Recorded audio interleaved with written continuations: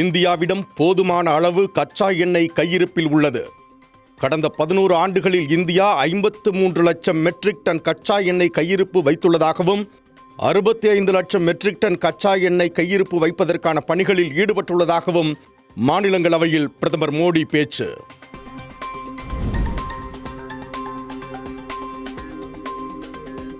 மேற்காசிய போர் தீவிர எரிசக்தி பிரச்சனையை ஏற்படுத்தியுள்ளதோடு வளைகுடா நாடுகளில் பணிபுரியும் இந்தியர்களின் வாழ்க்கையையும் வாழ்வாதாரத்தையும் பாதுகாப்பது இந்தியாவுக்கு பெரிய கவலையாக உள்ளது.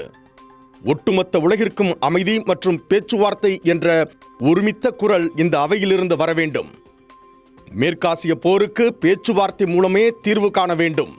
அமெரிக்கா, இஸ்ரேல், ஈரான் ஆகிய நாடுகளுடன் தொடர்ந்து பேசி வருவதாகவும் மேற்காசிய போர் தொடர்பாக ராஜ்யசபாவில் பிரதமர் மோடி பேச்சு.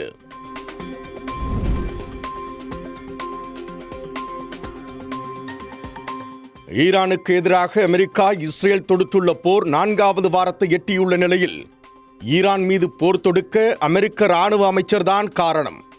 அமெரிக்க ராணுவ அமைச்சர் பீட் ஹெக்செத் மீது பழி சுமத்தினார் அமெரிக்க அதிபர் ட்ரம்ப்.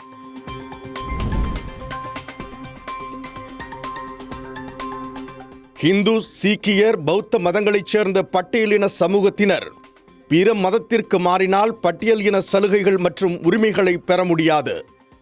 ஆந்திர மாநிலம் குண்டூர் மாவட்டத்தைச் சேர்ந்த சித்தாந்தா ஆனந்த் என்பவர் தொடர்ந்த மேல்முறையீட்டு வழக்கில் உச்சநீதிமன்றம் அதிரடி உத்தரவு.